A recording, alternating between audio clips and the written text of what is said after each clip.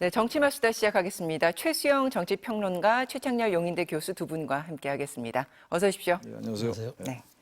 윤석열 대통령과 이재명 대표의 영수회담 이야기부터 먼저 해보겠습니다. 대통령실과 민주당 양측이 오늘 실무회동을 해서 시기 또 의제 이런 것을 조율할 것으로 보이는데 일단은 이번 주 수요일과 목요일 24일, 5일이 가장 유력하다 이렇게 하루가 될 것이다 관측이 나오고 있고요. 또 민주당 일각에서는 이번 주 일정이 불편하다 이런 얘기도 나오긴 하던데 어쨌든 시기는 이번 주에 이루어진다 이렇게 봐야 되겠죠. 네. 그래 뭐 그렇게 될 것 같아요.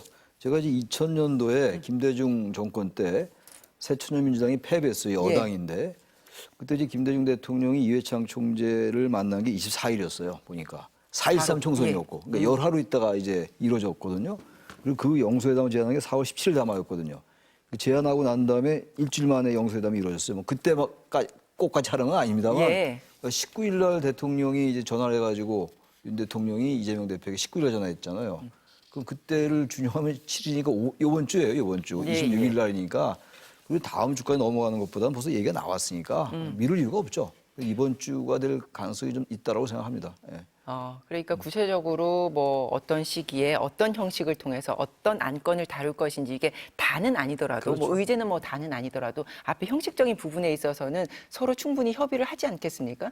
형식은 어떻게 하면 가장 국민들이 보기에 잘된 영수회담이다 이렇게 볼 수 있을까요? 저는 뭐 오찬 간담회 형식이면 가장 좋지 않을까 싶어요. 그러니까 차담회는 첫 만남치고 조금 약간 무미건조한 듯한 그 인상이 있고 그다음에 만찬 간담회 같은 경우에는 이제 아무래도 이제 반주가 곁들여질 수도 있는 이런 부분들이 있을 테고 근데 오찬 간담회 정도가 서로 시간을 좀 롱텀을 좀 두고도 할 수 있는 그런 여지가 있고 또 그 식사를 한다는 건 사실 또 흉금을 털어놓고 좀 허심탄회하게 할 수 있는 그런 부분들이 있기 때문에 저는 그런 정도가 되지 않을까 싶은데 저는 그런 생각합니다. 그러니까 뭐 수요일이나 목요일 이렇게 얘기 나오는데 지금 금요일은 이재명 대표 재판이 있고 루마니아 대통령 방한 일정이 있어서 아마 그 조율하는 게 조금 그렇습니다. 애매할 것 같은데 그럼에도 불구하고 저도 뭐 이번 주를 넘기지 않는 게 좋겠다는 생각은 우리가 뭐 사실은 손잡이가 문은 아니지만 손잡이를 잡아야 문을 열 수 있잖아요. 그러니까 이번 만남이 일종의 손잡이 같은 역할을 한다고 봐요. 문을 열지 안 열지는 그거는 지나봐야 알 수 있는 거고 근데 손잡이가 너무 그렇게 무겁게 느껴지면 안 되잖아요. 그래서 그런 측면에서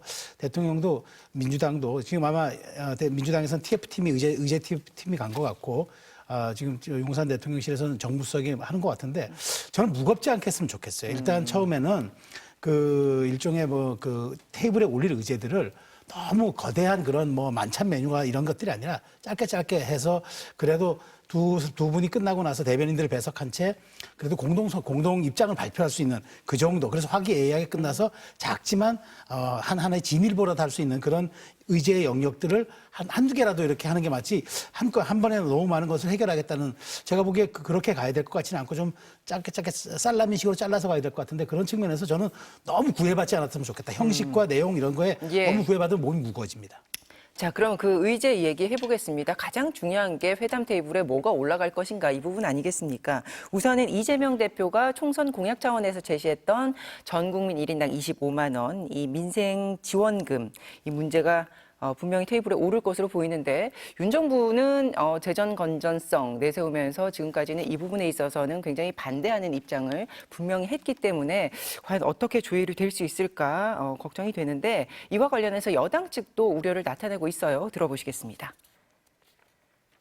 문재인 정부에서 400조를 풀었단 말이죠. 이 전 세계적인 현상이긴 하지만 우리도 400조를 풀어서 이에 따른 고금리와 인플레가 지금 심각합니다. 네.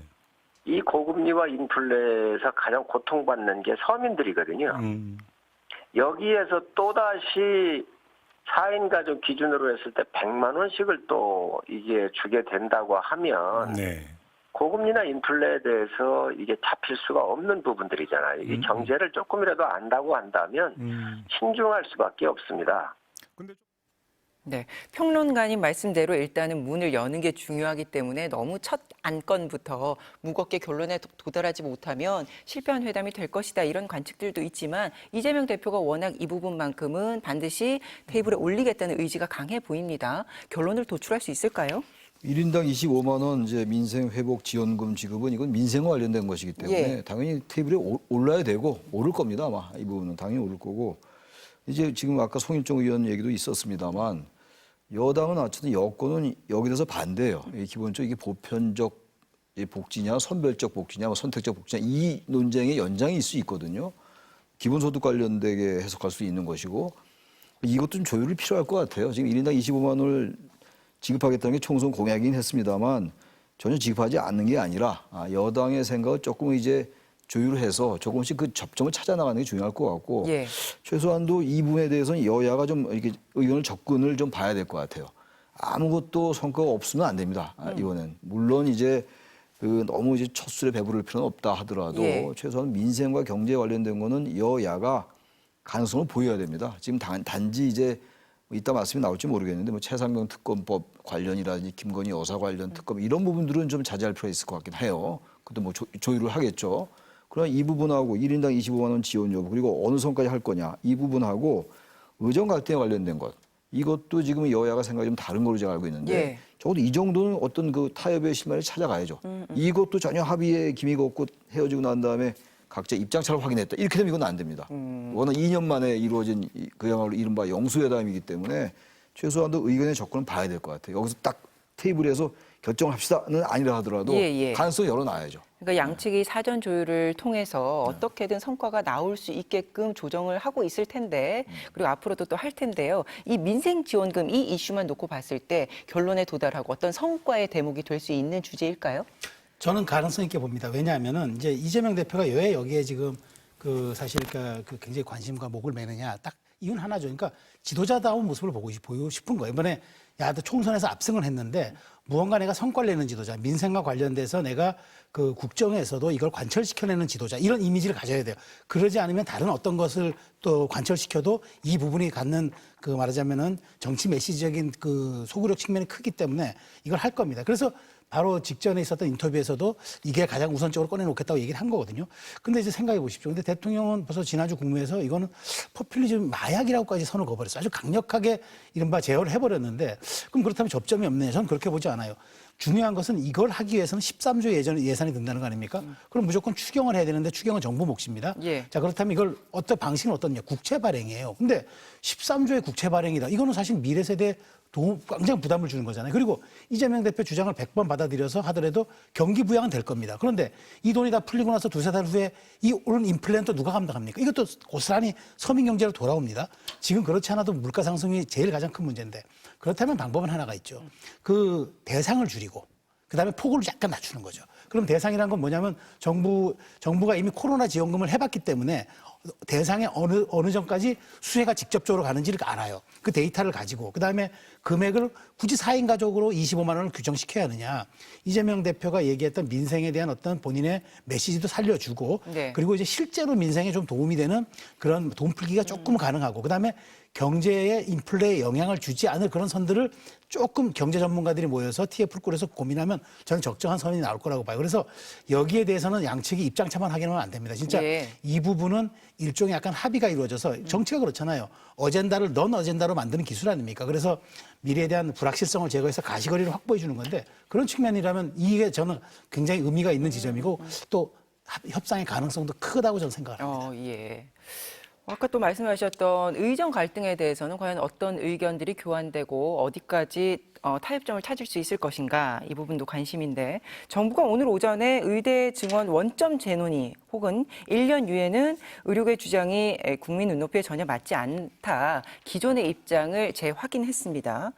그럼 현 상황을 타개할 수 있는 어떤 뾰족한 절충안이 이 두 영수회담 이 자리에서 어느 선까지 나올 수 있을까? 어떻게 글쎄요, 보십니까? 완전히 이번 영수회담에서 절충안이 나오긴 쉽지 않을 것 같아요. 워낙 지난번에 이제 2,000명 증원을 절대 양보할 수 없다고 하다가 예. 좀 양보가 됐어요. 이제 국립의대들이 이제 조정을 하겠다는 거니까 자율적으로 맡긴 건데. 그런데 또 이게 의료계에서는 안색을 표하고 이게 안 있어서요. 된다는 예, 거예요. 예. 그래서 저는 이 부분이 요거 하나 예를 들어보면 정부가 과도하게 정원을 증원하는 문제를 집착할 필요 없을 것 같아요. 2,000명에서 양보는 했습니다만 정부의 입장에서. 과거 옛날에 보면 전체 의료계가 아니기 때문에 제 말이 얼마나 정확성이 있는지 모르겠어요. 그러나 과거에 어린이들이 더 많았죠. 어린이들이. 소아과 오픈런 얘기를 많이 하잖아요. 어린이들은 더 많았고 의사들도 적었어요. 근데 그때 오픈은 없었잖아요. 그러니까 지금 이제 의대 정원을 증원하는 문제도 중요합니다만 왜 소아과 의사들이 없는가를 생각할 필요가 있어요. 무조건 증언한다고 해결되는 건 아니라는 게 예, 의사들의 예. 주장이라서 이런 것들에 대해서 일단 윤석열 대통령께서도 마음을 열고 딱 이게 뭘 이렇게 정해놓고 하면은 그게 타협이 될 수가 없죠. 마음을 완전히 열어놓고 그건 야당도 마찬가지일 겁니다. 그래서 의사들의 의견도 충분히 이제 수렴한다는 자세가 있어야 될 것 같아요. 의사들도 의료계에서도 무조건 원점 재논의해야 된다. 그리고 예. 증언이 아니라 감언해야 된다 이런 식의 얘기를 내놓으면 이게 타협의 가능성이 전혀 없기 때문에 아무튼 이번에는 윤 대통령이 많은 이제 태도 변화를 좀 보이는 것 같은데 이제 예. 선거 끝나고 나서 이 부분도 말이죠. 꼭 2,000명 증언이 아니더라도 2,000명 증언 이제 양보했으니까 그 뭐 1,500 내지 1,700은 관철시키겠다 이런 자세로 하면 안 될 것 같아요. 일단 제로 베이스에서 원점에서 출발하는 것도 괜찮을 것 같습니다. 제가 볼 때. 예, 이게 정부가 여러 차례 입장을 재확인하고 있는 부분이기 때문에 사실 이재명 대표가 어느 선까지 제안을 하는 것이 어떤 절충점에 다다른 과정일까요? 저는 이게 왜 그 의정 갈등 타개가 중요하냐면은 이게 이제 향후 22대 국회에 있을 윤석열 정부의 노동연금 교육개혁의 추진과도 밀접한 관련이 있어요. 이게 좌초해버리면요. 나머지 3대 개혁도 힘을 못 받습니다. 왜냐하면 지금 여소야대 전국이기 때문에 이걸 제도로 해야 되거든요. 제도로 해야 되는데 민주당이 동의해주지 않으면 한 발짝도 못 나가잖아요. 그런 측면에서 이게 저는 의정 갈등 타개가 정치력에 발휘할 수 있는 묘수라고 생각합니다. 그러니까 이런 거죠. 22대 국회가 개원하니까 지금 물론 학사 일정이 좀 있습니다만 조금 이거를 뭐 기술적으로 좀 유보하든 같은 교육개혁 타협하더라도 야당도 참여하고 정부도 참여하고 그다음에 모두가 참여하는 일종의 다시 한번 협의체? 사회적 예. 협의체를 구성해 보자라고 영수회담에서 이게 합의가 된다면 우리가 그렇잖아요. 막힌 전국을 한 방에 원샷으로 풀 수 있는 거는 영수회담밖에 없어요. 우리가 정치가 국회에서 답보 상태에 있거나 풀지 못하고 나가지 못하는 이런 점들을 그 최고 지도자들이 만나서 상의하고 합의하면 되는 일이잖아요. 더더군다나 대통령은 5년째 대통령 중심제 국가에서 최고의 지위에 있는 사람이고 여당의 또 가장 그 말하자면 1호 당원이고 민주당 이재명 대표는 그야말로 이재명이 민주당을 완성했어요. 이제 당내에서 누구도 이재명의 리더십에 대해서 말하자면 뭐 그 안티를 걸 만한 세력과 사람이 없어요. 그렇다면은 진정성을 갖고 두 분이 임해서 이런 부분들은 국민 의료 체계 그다음에 국민 생명에 직결된 문제니까 우리가 여기서는 더 타협을 합시다. 그래서 대타협 기구를 통해서 하는 걸로 정하면은 의료계도 약간 말하자면 그 영향력을 받죠. 왜냐하면 이거는 정부 여당만 추진하는 게 아니라 야당도 동의해서 함께 하겠다는 사회적 그 협의체를 구성한다 그러면 들어와야죠. 지금 의료계가 제일 큰 문제가 이런 거예요. 예. 정부가 조금씩 양보하는데도 불구하고 정부 안을 원천적으로 이걸 거부하겠다라고 자꾸 얘기하고 그다음에 단일 목소리가 안 나와요. 세계 협의체가 다르고 또 다른 또 협의체가 다르고 이런 형식이기 때문에 그런 측면에서 저는 여야 영수회담을 통해서 이 부분에만 합의에 이른다 그러면은 저는 이것이 갖고 있는 사회적 파장은 좀 굉장히 클 거라고 보기 때문에 저는 이 의정 갈등 타결책도 오히려 다른 현안보다도 더 중요하게 접근해야 된다고 생각합니다. 그러니까 정치가 개입할 수 있는 어떤 협의체, 네. 이 공간을 열어놓는 선 정도로 얘기가 그렇죠. 오가면 가능성이 보일 것이다. 알겠습니다. 또 총선을 통해서 여소야대 상황이 이제 구축된 만큼 민주당으로서는 이번 회담에 민감한 법안들도 의제에 올려야 된다 이런 압박들이 나올 가능성이 큽니다. 최상병 특검법, 이태원 특별법, 전세사기 특별법 이런 것들이 직접적으로 거론이 되고 있는데 물론 쟁점 법안을 이야기하면 쟁점으로 끝날 가능성도 있어서 조심해야 된다 이런 시각도 있습니다만 어떻게 생각하십니까? 최상병 특검법은 이재명 대표가 안 올릴 것 같아요. 의제로. 이 최상병 특검법이 만약에 발의되고 그런다면 이 거부권 행사할 가능성이 커요. 윤 대통령이. 그래서 이 부분은 일단 이제 최상병 특검법은 통과시켜야 된다는 게 총선 때 나온 이제 민주당의 사실상의 공약이나 마찬가지인데 예. 그렇다 하더라도 어렵게 성사된 영수회담이잖아요. 어쨌든 현실을 인정해야 될 거 아닙니까? 이재명 대표도 8번씩이나 영수회담을 제안했습니다만 이번에 수락이 된 거라서 예. 최상병 특검법은 지금 이 특검의 골자는 뭡니까? 이종섭 전 국방부 장관이 누구의 지시를 받아서 했다라는 게 이 사태의 본질이잖아요. 지금. 예. 그렇다 아니다라는 주장이 엇갈리고 있는 게 그래서 특검까지 나오는 얘기인데 이 부분을 윤 대통령이 지금 어렵게 성사되는 영수회담에서 얘기를 하면 윤 대통령이 받을 수가 없어요. 이 부분은. 전 그래서 이거는 제1야당 대표가 됐기 때문에 이제 국정의 한 축을 담당하는 거거든요. 완전 수권 정당의 모습을 갖춰 나가는 거잖아요. 어쨌든 간에 야당으로서는. 예. 그렇다면 이 부분에 대해서 저는 이재명 대표가 의제로 안 삼을 가능성이 크다. 제가 볼 때. 그 대신 이태원 참사나 이런 것도 얘기할 수가 있어요. 이태원 참사 특별법 같은 경우는 예. 뭐 윤 대통령이 직접 연관된 게 아니기 때문에 그러니까 완전히 민생과 경제 관련된 것만 해가지고는 또 안 될 거란 말이죠. 민주당이 예. 총선에서 이기면서 그 총선에서 이긴 민심을 또 반영할 필요가 있으니까 정치적인 쟁점 플러스 민생을 같이 테이블에 올린다면 이태원 참사법 이런 것들은 올라갈 가능성이 크고 단지 이제 차상면 특검이나 뭐 김건희 여사와 관련된 거 이런 것들은 이제 안 올라갈 가능성이 큰 것 같아요. 앞으로도 영수회담은 또 계속 돼야 되는 것이기 때문에 과거에 김대중 대통령, 이회창 총장이 8번이나 했어요, 영수회담을. 앞으로 많이 할 거기 때문에 첫날부터 이 부분을 강경하게 밀어붙이지는 않을 가능성이 크다라고 저는 봅니다. 저는. 그러니까 어떤 의제에 대해서 좀 좁혀지고 그리고 논의하는 정도 선에서만 끝난다면 이재명 대표 입장에서는 이 회담의 어떤 성공 여부 그걸 차후로 실패했다 이렇게도 평가를 받을 수 있기 때문에 입장이 굉장히 강경한 목소리도 반영해야 된다 뭐 이런 지적이 있는 것 아닙니까? 그렇죠. 그러니까 일종의 강원 양면이 여기에 반영돼야 되겠죠. 그러니까 온이라고 하면 이제 아까 말씀드린 이제 뭐 의료 말의 갈등, 의정 갈등에서 야당의 협조를 구하는 뭐 사회적 협의체 이런 거는 약간 온건한 측면 되겠지만 강은 그런 거죠. 지금 어쨌든 민주당 지지층도 그렇고 이번 총선 결과에서 지금 얘기 나오는 게 총선에서 나타난 민의를 반드시 전달하겠다고 얘기했으니까 어떤 식으로든 얘기를 하겠죠. 근데 최상평 특검권 같은 건 저도 이렇게 생각합니다. 그거는 22대 국회 때 민주당이 언제라도 마음먹으면 추진할 수 있습니다. 더더군다나 지금 얘기가 22대 국회에 민의로 확인된 거 아닙니까? 그러면 아직 이제 21대 국회인데 이걸 4, 5월에 마치 이거를 처리하겠다는 거는 사실 민심이 확인된 것도 아닌 21대 국회의 그런 의원 정족수를 가지고 추진하겠다는 다분히 약간 압박하겠다는 정략적 의도잖아요. 근데 민주당이 22대 국회 개헌해 놓으면 야당만 해도 192석입니다. 마음만 먹으면 언제라도 추진할 수 있어요. 근데 이걸 가지고 저는 뭐 여야 영수회담에서 대통령의 어떤 말하자면 입장을 끌어내려고 할 것 같지는 않아요. 그래서 이번만큼은 저는 제가 보기에 민생의 완트랙으로 가고 또 하나는 이제 한쪽에 이제 대통령과 저는 가장 필요한 건 그거 같습니다. 그러니까 속 깊은 대화를 통해서 대통령이 거부권 행사가 어느 정도 안 되는 쪽으로 해서 민주당도 그걸 법안을 가져가야지 입장차 확인했는데 와가지고 몰아붙이는 이런 모습도 저는 민주당의 나중에 어떤 대한정당으로의 모습으로도 여러 가지 좀 부정적인 이미지가 있을 수 있기 때문에 저도 최 교수님 말씀에 동의하는 거는 이번에 최소한의 합의 이 정도를 할 수 있는 의제를 꺼내들고 그다음에 제일 좋은 건 그런 거겠죠. 영사단 마치고 입장을 발표하는데 22대 국회 개원후 또 만나기로 했다. 저는 이 합의 하나가 더 큰 울림을 줄 수 있다고 봐요. 그리고 점차적으로 소수당 대표와 함께 새롭게 우리 당에 이제 어떤 국민의힘의 비대위든 전당대회든 새로운 지도부가 들어서고 새로운 총리가 인준된다면은 더 큰 여야정 협의체로 발전시켜 나가겠다. 이 합의문 한마디가 저는 우리 한국 정치사에 더 큰 말하자면 영향을 끼칠 수 있다고 보기 때문에 그런 것으로 놓고 아마 약간 이제 실무선에서도 좀 이렇게 조율이 되지 않을까. 저도 조심스럽게 그렇게 좋은 말씀하셨는데 여야정 협의체. 제가 또 김대중 대통령과 이회창 총재 얘기 자꾸 하는 게 그때의 영수회담이 여당이 진 거 똑같은 경우이기 때문에 하나의 사례가 될 수 있거든요. 그때 여야정 협의체가 그때 나왔어요. 김대중 대통령과 이회창 총재 사이에 나왔던 얘기고 여야정 협의체 얘기는 뭐 여야 간에 많이 나왔던 얘기입니다. 근데 이 부분을 정당 차원에서 계속 나왔던 거 말고 여야의 그러면 영수와 만나서 합의라면 이게 실현 가능성이 있어요. 계속. 근데 그 얘기만 나오고 항상 그냥 위험해야 되고 말았거든요. 그 여야정 협의체를 만들어서 정말로 사회적인 논의기구, 사회적인 공론 이런 것도 여기서 끌어낸다면 이게 사회적 협치가 되는 거라서 그건 굉장히 중요한 지도라고 생각합니다. 알겠습니다. 이 영수회담의 안건 중에 이 국무총리 후임 인선 문제도 반드시 논의가 되지 않겠냐 이런 관측이 많은데 일단 오늘 오전에 신임 대통령 비서실장으로는 5선의 정진석 의원이 임명이 됐습니다.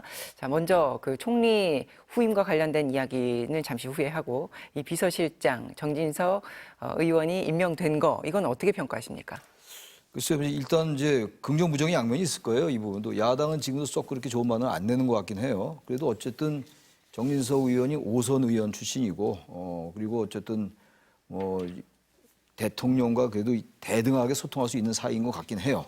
친윤 핵심이기 때문에. 그러니까 친윤 핵심이라는 게 양면으로 작용할 수가 있죠. 네. 대통령에게 한 말을 못 할 수도 있고 반대로 한 말 할 수도 있고 이런 아주 양면성이 있는 거라서 극단적인 양면성이 있는 거라서.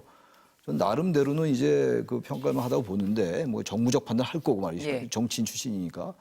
문제는 이제 친윤 핵심이라는 이 부분에 대해서 윤핵관까지는 아닙니다만 너무 또 특히 야권이라니 이 보기에 야권이나 비판적인 세력이 보기에는 결국은 대통령이 자기가 쓰고 싶은 사람을 썼다.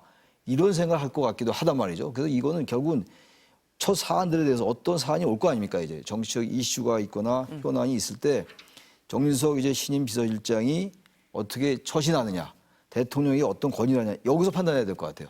지금 저는 양면성이 다 있다고 생각합니다. 근데 그렇게 나쁜 인사 같지는 않아요. 그래요. 단지 친윤이라는 그런 것들 때문에 야당이 좀 꺼리면 있다 하더라도 대통령 입장으로서 일단 편한 사람이 돼야 될 거 아니겠어요? 단지 이제 아쉬운 건 좀 중도적인 이미지를 가진 사람이 되면 더 좋았을 텐데 그런 점 좀 아쉬움이 있다고 생각합니다. 예. 저는 그동안 제가 방송에서 얘기했던 세 가지 기준에 다 부합하는 인물이라고 생각합니다. 첫 번째가 뭐냐면 제가 정무형 인사가 무조건 돼야 된다고 얘기했거든요. 정무형 인사. 그다음에 이제 왜냐하면 지금 꽉 막힌 지금 여소야대 전국을 풀 수 있는 거는 경륜 있는 정무형 인사밖에 안 돼요. 그래서 여당도 알고 야당도 잘하는 사람이 될 수밖에 없다고 제가 그 얘기를 했고 두 번째는 이제 일종의 약간 통합형 인사, 협치 인사. 그러니까 기본적으로 국회를 잘 알아야 돼요. 네. 근데 국회 부의장 출신이고 그다음에 통합형. 왜냐하면 충청이라는 게 저는 이번 의미가 있다고 보는 게 충청에서 어쨌든 여당이 대표하지 않았습니까?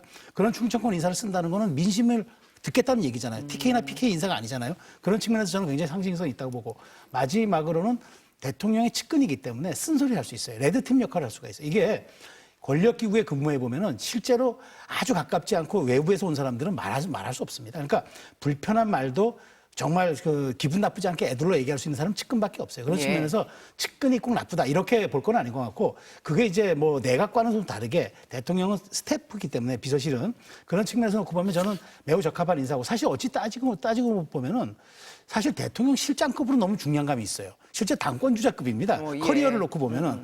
근데 그럼에도 불구하고 그렇게 수락했다. 더더군다나 총선에서 패배한 지 이제 조금 열흘 남짓 지났는데 바로 여기 수락을 했다라는 거는 본인도 여러 가지 피로도도 쌓이고 했겠지만 그럼에도 불구하고 지금 이 시기가 너무 엄중하고 돌파력이 필요하다고 아마 동의해 준 것 같고요. 오늘 제가 인상적이었던 거는 이제 본인이 이제 인사말 하면서 삼봉 정도전의 얘기를 끄집어내더라고요. 그래서 이건 준비했구나 하는 걸 제가 느꼈는데 거기서 조선왕조 600년 전에도 국민을 속이거나 국민을 힘으로 밀어붙이는 정치는 하지 않겠다고 정도전 얘기했는데 공화국인 지금 이거 우리가 하겠느냐라는 얘기가 좀 인상적이었어요. 그렇다면 꾀를 부리지 않고 일방적으로 소통하는 건 안 하겠다는 뜻인데 정말 저는 그게 실현된다 그러면은 정진석 실장 기용은 정말 신의 한 수가 될 수도 있어요. 근데 그걸 보여줘야죠. 우리가 얘기하는 건 우리가 그러잖아요.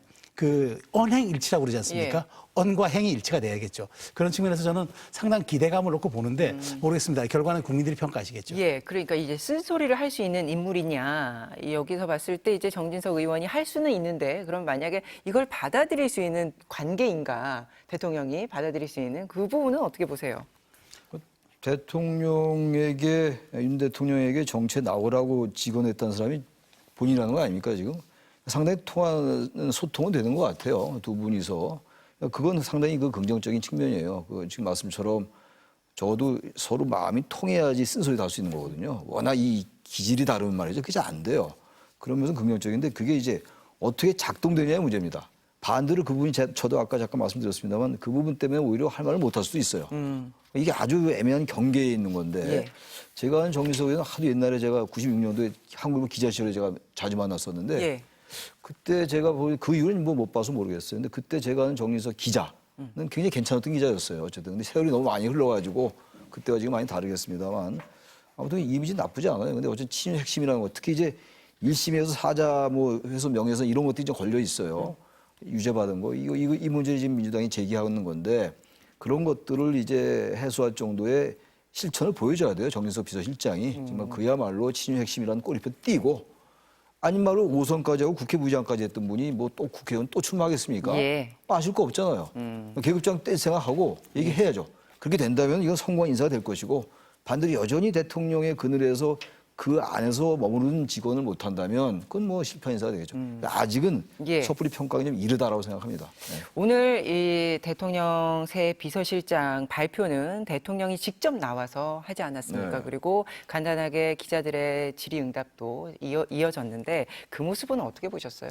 저는 사실상의 도어 스태핑 재개 같더라고요. 그 도어 스태핑, 이제 우리 흔히 표현하는 말로 하는데, 그게 지난해 11월에, 재작년 11월에 그만뒀으니까 1년 6개월이 된 겁니다, 사실은. 근데 그동안 대통령이 이제 물론 용산 야외 정원에서 기자들과 간담회한 적은 있는데, 직접적으로 대통령 기자들 질문을 받고 답변한 거는 처음이었어요. 그렇기 네. 때문에 저는 1년 6개월 만에 사실상의 도어 스태핑 재개라고 느꼈는데, 저는 그 생각입니다. 이게 대통령이 원래 저렇게 새 실장에 대한 후보, 강요 지명자에 대해서는 통상 수석이나 이제 대변인이 이제 프로필을 읽는데 대통령이 프로필을 원고를 안 보고 다 머릿속에 꿰더라고요. 그래서 굉장히 인상적이었어요. 그것도. 그러니까 그 얘기는 뭐냐면 그만큼 신뢰와 내가 이분을 잘 알고 있다. 그래서 이분에게 이제 맡기겠다. 그래서 같이 함께 해보겠다는 그런 의지로도 됐고 또 더군다나 이제 기자들과 이제 소통을 하는 그 두 명의 질문을 받았지만 예. 근데 바로 이어서 이제 그 정진석 지명자가 실장이 비즈니스, 그러니까 이제 기자들 프렌들리한, 언론 프렌들리한 내가 이제 그 실장이 되겠다. 그래서 저는 이제 이렇게 생각합니다. 그러니까 어떤 식으로든 이제 대통령의 이제 뭐 이를테면 뭐 국무회의 모두 발언을 빌린 메시지 전달이라든가 예. 뭐 대국민, 그러니까 질답이 없는 대국민 담화라든가 그런 것들은 이제 조금 사라지고 그다음에 조금 소통에 대한 진일보. 그래서 아까 제가 보기에 힘으로 밀어붙이는 이건 하지 않겠다는 뜻이 이제 소통하고 대통령도 그랬어요. 정책과 우리가 방향성을 옳은 건 확인했는데 중요한 건 그 과정에서 설득과 소통이 부재하다는 느꼈다. 네. 그래서 정치를 하는 대통령이 되겠다고 했으니까 저는 지켜볼 대목이라고 생각합니다. 그러니까 국민과 접촉하는 기회를 앞으로 더 넓혀가겠다. 직접적으로 더 많이 소통하겠다. 이 시그널로 해석하셨습니까? 일단 그렇게 해석을 해야 되겠죠. 우선 19일 날 이재명 대표에 전화한 것도 그렇고 영수회담 만나자는 것도 그렇고 사람 만나자는 것도 그렇고 일단 직접 소개하는 것도 그렇고 그러니까 지금 이제 정치하는 대통령이 되겠다. 전 이 말 듣고 네. 아니면 여태까지 정치 안 했던 얘기인가? 이 생각이 안 들 수가 없어요. 대통령은 정치인입니다. 정치하는 예, 예. 사람인데 여태까지 정치 안 했구나. 이건 사실은 고백이에요. 지금까지 너무 소통에 소홀했다는 하나의 고백이라서 이런 고백이라는 게 소중할 수 있어요. 이런 게 용기거든요. 스타일을 본인이 바꾸겠다고 그랬잖아요. 대통령께서. 그 지켜보는 겁니다. 일단. 그리고 정진석이라는 분이 또 기자 출신이니까 언론과 예. 소통은 잘 될 거 아니겠어요. 아무래도. 기자를 오래 했고 워싱턴 특파원까지 한 분이니까 그러니까 이런 점은 어쨌든 태도, 우리가 흔히 말하는 태도를 얘기 많이 하죠. 애티튜드라고 얘기하는 거. 예. 거기에 임하는 자세 이런 건데 그런 점에서 총선 이제 참패 이후에 상당히 변화를 노력한다. 이것만은 분명히 평가할 필요가 있는데 이게 이제 정확하게 어떤 현안에서 어떻게 작동되냐를 봐야 됩니다. 예. 분명하게 일단 아직은 이 자체를 뭐 폄하할 일은 전혀 없죠. 예, 좀 긍정 예. 평가합니다. 예, 이런 분위기가 아마도 영수회담이 첫 시험대가 될 그렇죠, 것으로 보이는데 그래서 아까 했던 얘기를 계속 이어가죠. 총리 인선과 관련해서 영수회담에서 대통령이 협조를 구할 가능성도 있어 보이고요. 또 반면에 영수회담에서 이 인선 문제까지 논의되기는 어려울 것이다. 이런 관측도 동시에 나오기도 합니다. 민주당 홍익표 원내대표의 말을 들어보시겠습니다. 인사 문제는 어쨌든 인사권은 대통령의 권한 아니겠습니까? 예. 인사권자시기 때문에 그래서 이번 그 이재명 대표와의 회담에서 말씀을 대통령께서 상의를 하시면 내용이 되는 거지만 네. 뭐 우리가 이것을 인사권에 가서 이렇게 저렇게 얘기하기 좀 어려운 거고요. 다만 국무총리 같은 경우는 국회 비준을 받아야 되지 않습니까? 그렇죠. 현실적으로요. 예. 비준을 받기 위해서면 상당 부분 어느 정도 국회에서 비준을 받을 수 있을 정도의 역량과 그다음에 그 어떤 정치적 어떤 중립성 그다음에 도덕성 이런 문제들을 확인하고 발표를 해야 되기 때문에 예. 아마 오늘 자리에서도 쉽게 저 인사 문제를 말씀하기는 좀 어려울 것 같아요.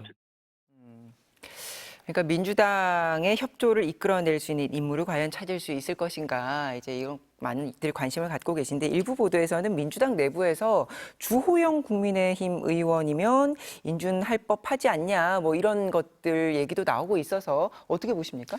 글쎄요, 저는 이제 이 부분이 이제 그러니까 총리를 조금 저는 후순위로 갈 것 같아서 지금 비서실장을 빨리 임명한 것 같아요. 그러니까 워낙 지금 여권 내부에 지금 사정이 좀 복잡했거든요.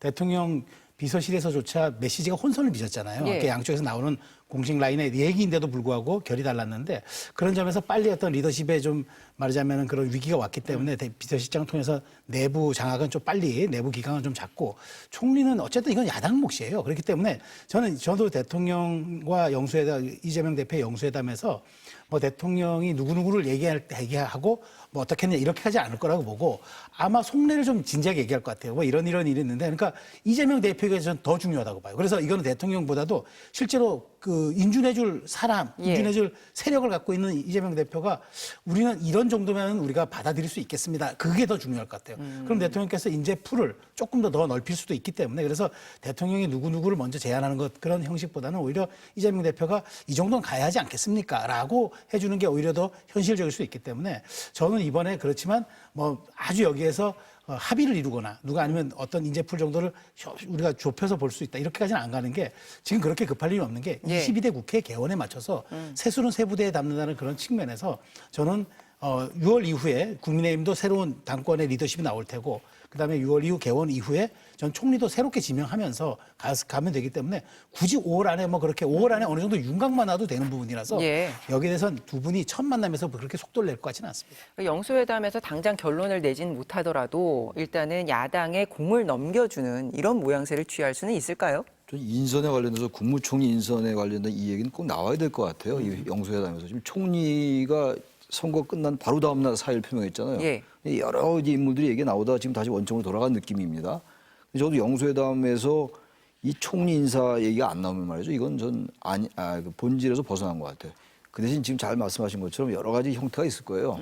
윤 대통령께서 이재명 대표에게 총리 좀 추천해 보시오라고 얘기할 수도 있고 반대로 이러이러한 사람 어떤 사람이 좋겠습니까? 그건 뭐 얘기 나오다 보면 자연스럽게 잘 조율이 될 거예요. 예. 아무튼 그러나 이 요번에 이 영수회담에서 특정 인물을 딱 정하는 건 거의 그런 일은 안 일어날 것 같고 최소한도 총리 인선에 대해서 야당과 협의하는 모습은 분명히 나올 것 같습니다. 나올 것 같아요, 제가 볼 때. 그래야 되고. 그래서 뭔가 어쨌든 이 국회에 임명 동의가 필요하니까 야당과 협의해 나가면서 사실상 그 총리로 하여금 여야가 합의한 총리가 일정 부분 헌법에 명시되어 있는 강요 재청권을 행사하게 한다면 그러한 게 사실상의 거국내각이거든요. 거국내각은 아니겠습니다만 대통령제에서 거국내각 대단히 어려운 일이에요. 양당제에서. 그럼에도 불구하고 그런 효과를 낼 수가 있는 거죠. 또 사실상 연정 같은 경우. 그럼 완전한 협치가 되는 겁니다. 그렇게 되면 여야가 싸울 일도 없고 근데 그렇게 가능하겠냐 이런 얘기인데 저는 예. 영수회담에서 그 실마리를 풀어나가야 된다는 거예요. 그 첫 단추가 최소한 총리 인선에 대해서 대통령과 제1야당 대표가 논의하는 이건 반드시 있어야 된다고 생각합니다. 아까 언급했던 그 주호영 총리 카드 예. 이건 박창대 의원이 얘기를 했던 부분인데 이건 가능성을 어떻게 보세요? 전 그 카드는 괜찮은 카드 같아요. 주호영 의원은 뭐 저는 개인적으로 잘 모릅니다만 여야가 야당이 그렇게 거부감을 안 느낄 겁니다. 대단히 온건한 인물이고 물론 저기 영남권이라 하더라도 영남권이라고 배제될 이유는 전혀 없는 거거든요. 전 주호영 의원 정도가 얘기가 나온다면은 네. 또 박찬대 의원이 또 친명계에서 또 핵심 아닙니까? 예. 그 얘기가 나온다면 그런 게 하나 시그널일 수 있어요. 충분히 고려할 수 있죠. 지금 주호영 의원 얘기도 한번 나오긴 나왔어요. 권영세 의원, 뭐 주호영 의원 여러 얘기가 나왔었잖아요. 근데 일단 콕 집어서 민주당에서 주호영을 얘기한다면 대통령이 한번 숙고할 필요는 있다고 생각합니다. 예. 뭐 민주당의 주된 기류의 얘기는 아닙니다만 알겠습니다. 어쨌든 이렇게 네. 언급이 되고 있으니까 거기에 대해서는 괜찮게 평가를 하신다는 말씀 알겠습니다. 이재명 대표에게 영수회담을 제안한 같은 날에 한동훈 국민의힘 전 비대위원장에게 대통령이 오찬 회동을 제안을 했다. 이런 보도가 어제 나왔습니다. 그리고 한 전 위원장이 건강상의 이유를 들어서 거절했다. 이렇게 보도가 이어졌는데 이거 어떻게 해석하셨어요? 뭐 이거는 다양한 해석이 나올 수 있는 예. 지점 맞습니다. 왜냐하면 건강상 이유 물론 지금 뭐 심신이 뭐 많이 지쳐 있어서 피폐해 있을 상황이라고 저도 생각합니다. 왜냐하면 100일 동안 다 에너지를 쏟아 부었기 때문에 실제로 마지막 날 그 일정 소화 못할 정도로 본인이 거의 뭐 탈진했다고 하니까. 근데 물론 이제 열흘 가까이 지났습니다만은 근데 건강상의 이유를 들어서 정말 대통령의 오찬을 거절하는 이유를 건강상의 이유일까라고 많은 분들이 이렇게 생각하실 거예요. 저도 예. 그렇게 생각합니다. 분명히 여기에는 이유가 있었을 겁니다. 그러니까 아마 저는 그런 생각이 듭니다. 어쩌면은 그 홍준표 시장과 먼저 오찬을 해가지고 거기에서 나왔던 이야기, 여러 가지 이야기들이 한동훈 위원장의 좀 약간 입지를 좁힌 것이 아닐까. 그래서 본인이 조금 텀을 두고 한번 생각해서 자신의 어떤 이런 정치적인 모습을 한 번쯤은 더 생각할 고려를 할 수 있는 지점을 준 것 아닐까. 그러니까 저는 이제 그 양측의 이야기가 그런 거예요. 건강상이 이제 약간 좀 회복이 되면 만나겠다. 대통령실도 한동훈 위원장이 빠진 오차는 안 된다고 얘기했으니까 어느 정도 접점을 찾아서 영수회담 이후에라도 저는 할 수 있을 거라고 봅니다. 근데 여기에서 주는 함의와 메시지는 좀 그렇다고 봅니다. 그러니까 이 문제가 저는 여당 내에서 일각에서 나오고 있는 이른바 책임론, 총선 패배에 대한 책임론이 용산이냐 국민의힘이냐 이런 걸로 확대 해석하는 건 저는 아니라고 보고 다만 한동훈 위원장 입장에서는 지금 특히 홍준표 시장이 선거 직후에 자기를 향해서 그렇게 격하게 쏟아냈던 그런 비난과 그 이후에 대통령과의 단독 오찬이 있었다, 회동이 있었다는 거, 이 점이 조금 말하자면 본인의 입지에 대한 여러 가지 불편한 감정들을 느꼈을 것 같아요. 그런 측면에서 저는 해석하는 게 맞다고 보고 다만 이 문제가 더 뭐 말하자면 그 한동훈 위원장이 더 계속 안 만난다고 할 경우에는 마치 이 문제가 진짜 여당 내의 갈등, 그다음에 또 총선 패배를 둘러싼 책임론으로 비화될 수 있기 때문에 저는 영수회담이 끝난 다음에 저는 만날 겁니다. 그래야만 여권 내부에서도 정치의 복원이 이루어집니다. 야당하고 정치 복원하면 뭐합니까? 여당 내에서도 정치 복원이 이루어져야죠. 예. 그런 측면에서 저는 이번 정도 회동에 대한 건강상의 이유는 아마 한동훈 위원장의 한 번 정도의 시그널로 저는 해석하고 있습니다. 그러니까 공교롭게도 윤 대통령이 한 전 위원장에게 오찬 제안을 한 게 앞서 홍준표 대구시장과 비공개 만찬을 한 사실이 알려진 바로 다음 날이고 홍 시장이 한 전 위원장에게 총선 참패 책임론 공세를 연일 이어가고 있는 상황이지 않습니까?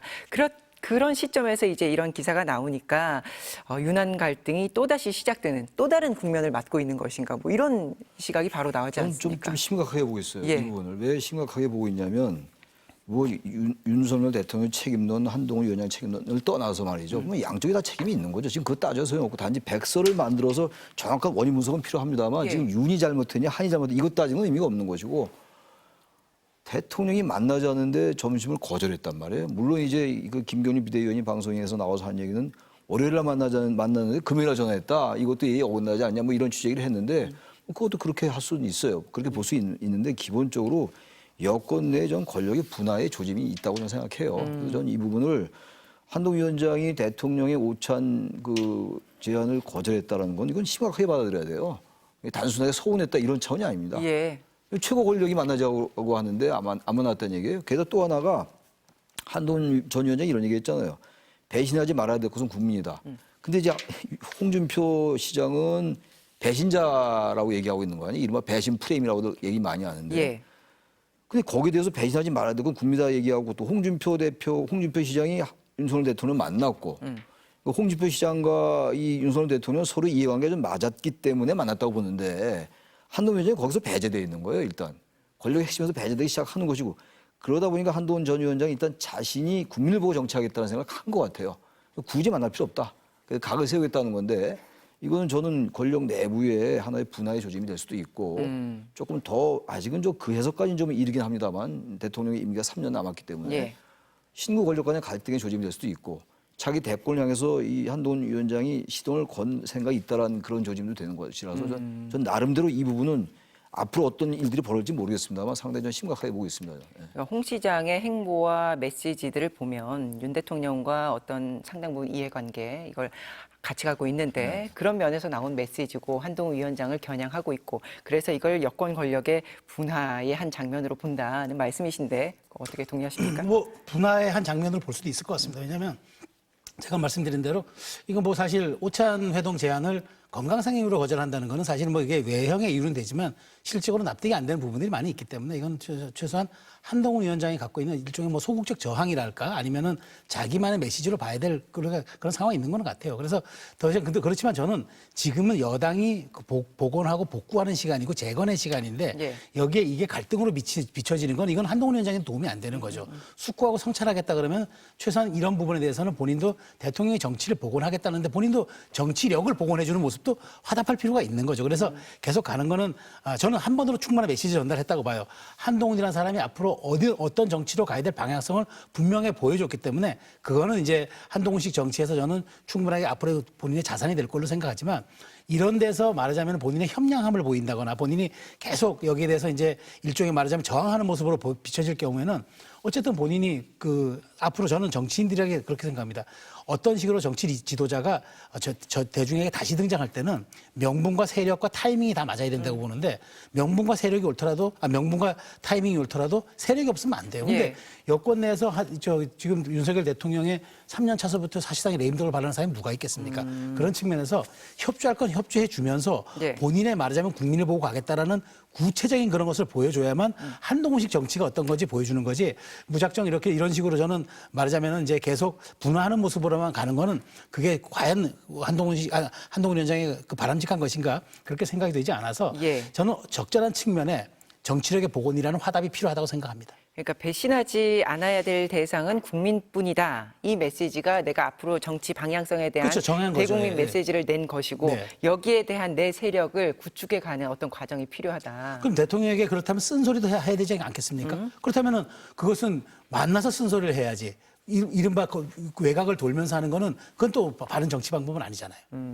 쓴소리를 하더라도 쓴소리를 내가 하는 어떤 내가 그런 입장을 갖고 있다. 앞으로 나는 그렇게 가겠다. 이걸 국민들한테 알리는 것도 본인의 방향성일 텐데요.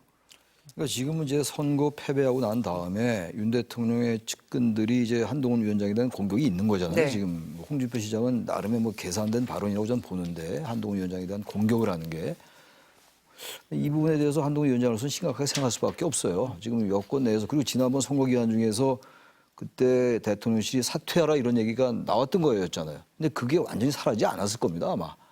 좀 그런 점에서 권력 갈등이라는 게 권력 투쟁의 양상을 보이기 시작한 것이고 아니 이게 어떻게 전개되느냐는 일단 대통령에 대한 지지율이 많은 변수가 될 거예요.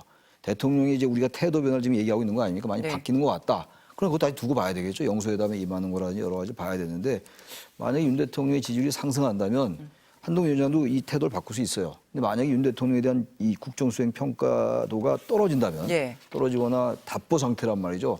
한동훈 위원장이 이러한 행보를 계속할 수가 있는 거죠. 그래서 아직은 총선 끝나고 얼마 안 됐고 여러 가지가 다 불확실합니다. 지금. 야당의 태도도 불확실하고 여당도 예. 그렇기 때문에 일단 한동훈 위원장이 일단 권력과는 좀 다른 길로 가겠다고 생각하는 것 같아요. 제 생각엔 그렇습니다. 예. 그 SNS 글에서 또 한 전 위원장이 정교해지기 위해서 시간을 가지고 공부하면서 성찰하겠다 이런 메시지를 썼는데 이게 이제 일각에서는 전당대회는 출마하지 않겠다라고 봐야 된다 이렇게 또 해석을 하던데 그 선택은 어떻게 평가하십니까? 모르죠. 전당대회가 이제 불과 얼마 안 남은 거 아니에요. 지금 6월달 하겠다는 얘기가 나오는 거 아닙니까? 네. 뭐 더 늦춰질 수 있겠습니다만 한동훈 위원장 아마 전당대회는 출마하지 않을 가능성이 높아요. 지금으로 봐서는. 그런 얘기한 것도 그렇고 그리고 일단 엄청나게 졌잖아요. 엄청나게 졌는데 그야말로 대패를 했는데 거의 의정사상 이렇게 패배한 적이 없는데 여당이 말이죠. 네. 근데 어쨌든 그 선거의 지봉을 잡았던 분 아닙니까? 그럼 책임을 져야죠, 패배에. 윤 대통령이 책임론이다면 한동훈 위원장 책임론이다를 떠나서 근데 불과 얼마 있다 바로 전당대회 나온다는 게 맞지는 않아요. 여당이 이재명 대표를 왜 비판했습니까? 왜 대선 지고 책임 안 지고 왜 당장 선거 나오냐 이런 거 아니었어요? 전당대회 네. 나오는 거. 근데 무슨 논리로 이거 나올 수 있어요? 제가 볼 때 한동훈 위원장 안 나올 것 같아요. 저도 그 말에 동의하는 건 왜냐하면 이번 대선 패배에 대한 책임을 지고 본인이 물러나겠다고 했는데 그리고 오롯이 이건 내 책임이라고 했는데 뭐 2달, 3달 만에 치러진 전당대회에 나와서 당권 도전하겠다.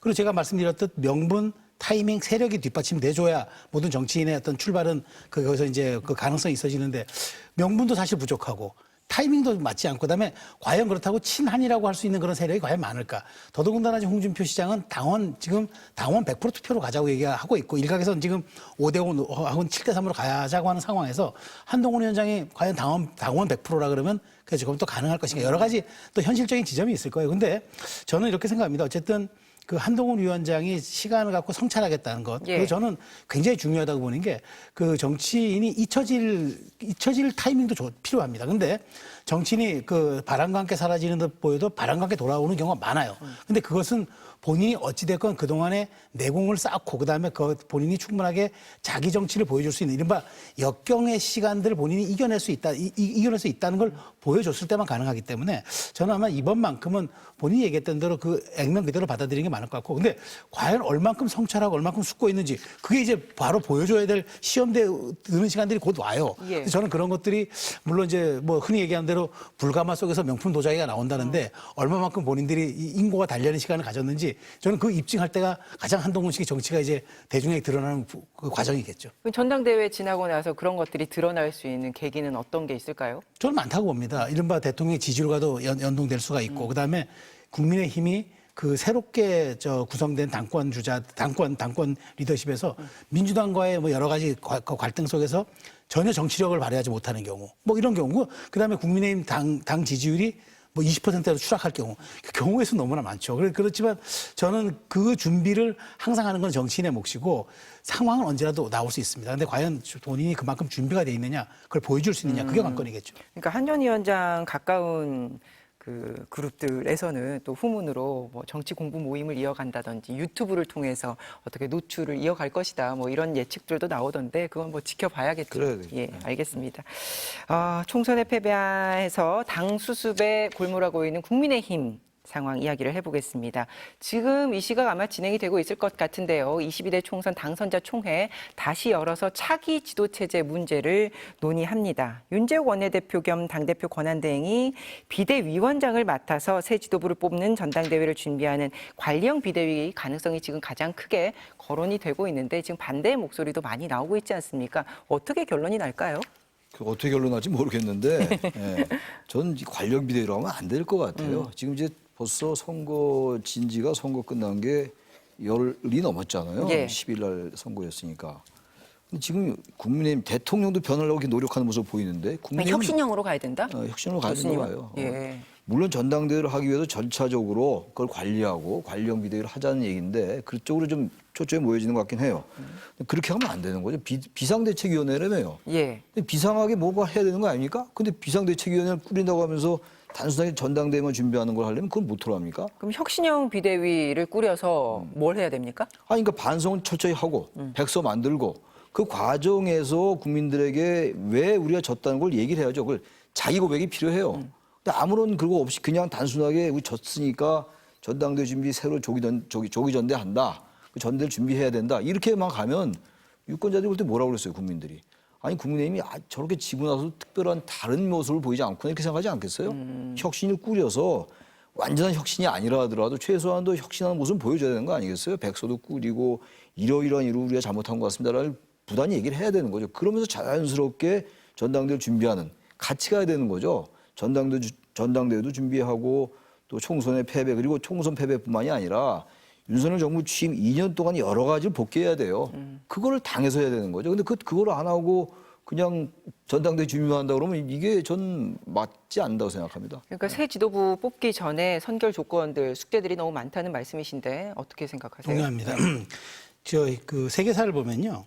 어떤 정권이든 정당이든 그 명멸하는 과정을 놓고 보면 결국 이 승패를 갈랐던 것은 자기 교정력의 유무였습니다. 자기 교정력이 있느냐 없느냐가 그 전 정당과 정권 혹은 나라의 성패를 갈랐어요. 예. 그렇기 때문에 지금 과연 국민의힘이 자기 교정을 할 수 있는 그런 지금 그런 숙고와 성찰의 시간을 지금 가져보겠느냐 매우 중요하다고 보고 그리고 우리가 혁신하잖아요. 혁신이라는 게 아이디어가 아닙니다. 경쟁하는 권력 관계에서만 혁신이 나옵니다. 그 혁신은 그렇게 나오는 게 혁신인 거지 책상머리에 앉아가지고 이런 사고를 했다 저런 사고를 했다고 하는 게 혁신이 아닌 거거든요. 경쟁하는 권력이 투명하고 아주 치열하게 서로가 서로를 앞서 나가는 그런 과정 속에서 혁신적인 아이디어와 방안들이 나오는 겁니다. 근데 지금은 그냥 관리형으로 가서 시기만 빨리 조기 전달하고 당권 주자들이 알아서 하게끔 넘겨보자는 거잖아요. 그 과정에서 있었던 모든 문제들은 그냥 덮어두고 가자는 거 아닙니까? 아니면 나중에 해결하자든지. 그게 혁신일 수 있나요? 저는 그래서 혁신형 비대위다, 관리형 비대위다. 이거 사실 다 어찌 보면 레토릭에 불과한 거고 가장 중요한 거는 자기 교정을 할 수 있는 것을 국민의힘이 보여주느냐. 저는 그게 승패를 가른다고 봐요. 그래서 지금 최소한 저는 룰 개정 문제하고 예. 그다음에 백서 발간 문제, 정 안 되면 백서 발간은 그러면 차기 그 지도부로 넘긴다고 하더라도 뭐 그런 것들에 대한 어떤 말하자면 합의, 그다음에 서명, 그러니까 합의 혹은 그 컨센서스, 그다음에 그 당선자 모임이든 낙선자 모임이든 거기에 대한 총의 이런 정도를 가지고 가야지 단순히 룰 개정 이런 것도 손 안 대고 그냥 우리가 전국위원회 관리하듯이 표 관리만 하겠다는 그런 비대위라면 비대위란 말 할 필요가 없죠. 그럼 그런 치열한 얘기들을 할 수 있는 그 사령탑 비대위원장으로는 뭐 수도권의 친윤 인사가 아닌 뭐 이런 쪽으로 가야 되는 것 아니냐 여기에 대해서는 어떻게 생각하세요? 그렇죠. 저는 그래서 비상대책위원장이 전임 비상대책위원장이 연임해서 맡는다는 말도 사실 어폐가 있고 모순이 있는 거고 네. 최소한 저는 혁신형 비대위 물론 제가 레토릭하고 했지만 그런 모습을 보이기 위해서는 저는 말하자면 그 당권 주자들은 TK도 나오고 PK도 나오고 다 나온다 하더라도 최소한 이걸 관리할 수 있는 사람들은 이번 총선에서 패배했던 뭐 충청이나 수도권 지역에서 네. 관리형 그럴 것을 어떤 좀 말하자면 상징화할 수 있는 사람이 나와서 이 비대위를 관리해줘야 한다. 그렇게 해야 일종의 다음 당권으로 넘어가는 브릿지 역할을 하는 거지 그냥 단순히 이어주기 역할만 하는 게 무슨 의미가 있을까요? 저는 그 생각입니다. 알겠습니다. 민주당 이야기도 해보면 민주당이 총선 이후에 사무총장, 정책위 의장 등 대규모 당직 인선을 어제 단행을 했습니다. 그러면서 이른바 친명 인사를 대거 투입해서 친정 체제가 한층 강화됐다. 뭐 이런 평가들도 나오고 있던데 나가서 이번 인선이 이재명 대표 연임을 위한 포석을 깐 것이다. 뭐 이렇게까지도 이어지고 있더라고요. 어떻게 평가하세요? 이재명 대표가 전 연임할 가능성이 높은 것 같고 그리고 지금 뭐 굳이 대규모 당직 인선을 친명 인사를 투입 안 할 이유가 없어요. 이렇게 하기 위해서 이긴 거 아닙니까? 이렇게 하기 위해서 지금 그렇게 무리를 무릅쓰고 이른바 공천 파동을 무릅쓰고 공천했잖아요. 친명인사. 그래서 많이 성공했고. 그렇다면 이렇게 당연히 하는 거죠. 그리고 일단 말하자면 당내 권력 투쟁에서 이재명 대표가 이긴 거예요. 어쨌든 간에 친명과 비명 간에 그건 뭐 가치 판단을 배제하고 제가 드리는 말씀인데 이재명이 민주당이 됐으니까 자신의 세력 심고 그다음에 지난번 계속 얘기 나오는 8월 달인가요? 그 전당대회. 예. 일상적으로 볼 땐 굳이 연임을 안 해도 될 것 같지만 뭐 이건 저의 조심스러운 생각인데 예. 이재명 대표의 아무래도 사법 리스크를 배제할 수가 없죠. 그 부분은 아마 의식할 겁니다. 이재명 대표가. 그렇다면 대표가 돼 있는 것과 그렇지 않은 건 차이가 있죠. 당내 세력과 달리 사법부의 이제 관점에서 볼 때 전 그래서 이재명 대표의 연임을 위한 뭐 포석까지는 아니라 하더라도 대표는 연임할 가능성이 높고 여러 가지 연장해서 자신의 세력을 쭉 그 라인업을 짠다라고 생각합니다. 민주당 내부에서는 이렇게 총선 압승이라는 결과를 증명해냈는데 굳이 다시 한 번 더 당대표가 할 이유가 있겠냐. 대선을 위해서 잠시 좀 여론으로부터 피로감을 줄일 필요도 있다. 이런 목소리도 있는 것 같아요. 그렇습니다. 저는 이재명 민주당 대표를 가까이 보지 않는 사람들이 뭐 성과를 내야 된다. 그래서 뭘 보여줘야 한다는데 아니 무슨 대통령 중심자에서 야당 대표 성과 내는 거 없습니다. 주로 국정 운영은 정부 여당이 총체적으로 책임지고 가는 건데 그런 성과주의가 사실 어찌 보면 형용 모순이거든요. 그런데 예. 이 그럴듯한 말에 현혹돼서 가다 보면 어떤 일이 벌어지냐. 이미지 소모만 이루어져요. 그래서 과거에 그랬잖아요. 이낙연 물론 지금 참 뭐 안타까운 결과를 그 총선에서 냈습니다마는 총리 마치고 당대표 바로 하다 대권 후보 직행했잖아요. 네. 단 하나의 어떤 그 균열도 허용하지 않겠다고 쭉 간 결과가 이미지 소모였어요. 그렇기 때문에 많은 피로도와 그런 어떤 저항 때문에 안 됐는데 자, 3년이라는 거친 민심의 바다를 이재명 대표 건너가야 합니다. 그런데 과연 여기서 친명일색, 저는 최 교수님 말씀대로 책임 정치라는 측면에서 이재명의 민주당이 완성됐으니까 저도 이해할 수 있다고 봐요. 근데 이렇게 단 하나의 이종교배도 허용하지 않으면서 굳이 쭉 순혈주의로 밀고 가겠는데 나까지 3년 동안 계속 하다가 대선 1년 직전에 내가 나와서 대권 후보 되겠다. 지금 그 로드맵으로 가는 것 같은데 글쎄 모르겠습니다. 그 판단은 전략 단위에서 할 수도 있습니다만은 저는 그런 것들 그 과정에서 또 불거지는 일종의 사법 리스크가 나왔을 때 온 당이 여기에 그냥 일사불란하게 이른바 호위부대로 또 해줘야 하잖아요. 네. 그런 피로도들 그다음에 그런 국민적인 시선의 저항감들 이런 것들도 감내하는 것도 사실은 고려의 요소가 돼요. 포트폴리오 짤 때 그런 것도 우리가 고려를 해야 되지 않겠습니까? 그런 측면에서 저는 이해는 할 수 있는데 네. 과연 이게 옳은 전략이어서 이재명 대표의 대권과대의 순기능의 역할을 할지 저는 솔직히 말해서 의문을 제기합니다. 이재명 대표의 연임설까지 나오면서 당내에서 차기 당권을 노리던 중진들이 국회의장이나 원내대표 출마로 속속 선회하고 있다. 지금 이렇게 분위기가 읽히는데 오늘 오전에 민주당이 국회의장 선출 당규를 변경을 했더라고요. 최다 득표자에서 제적 과반 득표자로 선출하는 것으로 바꾸고 그리고 최다 득표자와 차점자 간에 결선 투표까지도 갈 수 있는 그런 상황으로 됐는데 이거는 너무 후보군이 많아지기 때문인가요? 아니면 이렇게 바꾸는 거는 어떻게 해석해야 됩니까? 교수 투표를 도입하는 건 전 바람직한 것 같아요. 지금 선거라는 게 이게 50%를 안 넘게 되면은 예. 상대가 승복을 안 하거든요. 결선 투표를 하고 이제 최다 득표가 아니라 과반 이상을 득표한 사람이 하게 된다면 승복할 수밖에 없는 구조가 되는 거예요. 예. 그런 점에서 이 자체는 규범적으로 옳은 것 같고 단지 이렇게 한 이유는 지금 워낙 후보군이 많기 때문에 이걸 그냥 최다 득표로 하면 너무 갈라지죠. 그래서 뭔가 연합이라든지 협조연행이 이루어질 수가 있죠. 결선 투표를 도입하고 이렇게 된다면. 아마 그건 두 가지 다 고려한 것 같아요. 현실적인 측면과 네. 규범적인 측면 다 고려한 거라서 전 그거는 잘하는 조치라고 생각합니다. 예. 그 민주당의 국회의장 지금 후보로 6선, 5선 그리고 올드보이들까지 많이 거론이 되고 있는데 가장 누가 유력해 보이십니까? 글쎄 제가 예측하기는 좀 어려울 것 같은데 예. 어쨌든 최 교수님 말씀대로 지금 당내에서 이런 것들이 이게 일종의 풍선 효과예요. 예. 원래 이렇게 좀 블루오션이라고 생각해서 이렇게 포진했는데 갑자기 이재명 대표가 이제 원톱으로 나간다니까 그럼 이쪽으로 몰리는 레드오션 현상이 발생하는 거라 그냥 풍선 효과로 봐야 되는데 그러다 보니까 후폭풍이라든가 이제 사후에 올 수 있는 그런 후유증들을 우려해가지고 예. 이렇게 합종연행해가지고 최다 득표자를 가자 이렇게 한 것 같은데 저는 물론 이렇게 되면 조정식 추미애 다 이렇게 후보군이 된다지만 저는 하나 지적하고 싶은 건 누가 예. 되더라도 의장 자리가 정파적 리더의 수장으로서 가면 절대 안 된다고 봐요. 그러면 그건 민주당 이재명 체제에 대한 굉장한 또 말하자면 리스크 요인이 될 겁니다. 그러니까 의장이라면은 기계적 균형 정도는 잡아줄 필요가 있고 그다음에 양쪽이 치열하게 대결하거나 치열하게 지금 어떤 출구를 찾지 못할 때 그럴 때 중재자 역할을 해주는 사람으로서의 의장이 가야지 한쪽에 개혁의 성향이 있다고 이 개혁을 의장까지도 같이 함께해서 완성시키겠다. 그거는 제가 보기에 민주당이 그러니까 수권 정당, 대한 정당 이렇게 나가는 과정에서 네. 상당한 걸림돌이 될 수 있어서 그런 것들을 좀 공략하고 그런 것들을 내가 하겠다라는 사람이 국회의장이 됐으면 하는 게 그냥 개인적 제 바람입니다. 민주당이 예. 말이죠. 좀 객관적으로 좀 우려스러운 게 너무 권력이 쏠리면 안 됩니다. 당내 이재명 대표가 완전히 쏠려 있잖아요. 근데 조정식 제가 그 말씀 하시니까 생각이 나는 건데 조정식 의원이 만약에 국회의장이 된다면 예. 중립적인 거 안 하겠다는 취지의 발언들을 하더라고요. 그건 대단히 위험한 거예요. 어떻게 민주주의는 무너지는가라는 그 유명한 책 있잖아요. 그 책에서 가장 중요하게 하는 게 제도적 자제예요.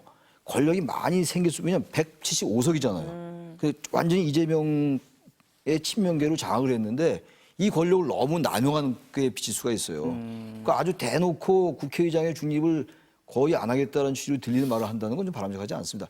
나중에 그 국회의장이 그렇게 운영해서 비판받는 건 별개의 문제인데 아예 지금 이제 이재명 대표 쪽으로 너무 기우는 거라서 그러면 전 유권자들에게 특히 중도층에게 거부감을 줄 수가 있다라는 그래서 원론적인 제가 그 말씀을 드리는 겁니다. 예. 그 의지를 보이는 후보군 또 유력한 후보군 추미애, 조정식, 정성호 의원 뭐 이 정도로 거론이 되고 있던데 지금 두 분의 기준에 의하면 적합한 인물이 없는 겁니까? 이거 공약을 다시 하면 되겠죠. 이 세 분이 이거 분명히 의장 출마하면 출사표를 던질 텐데 최소한 저는 그래도 그 아까 말씀드린 제도 자제, 제도적 인내를 얘기하는 그런 후보가 좀 표를 많이 받아야 된다고 봐요.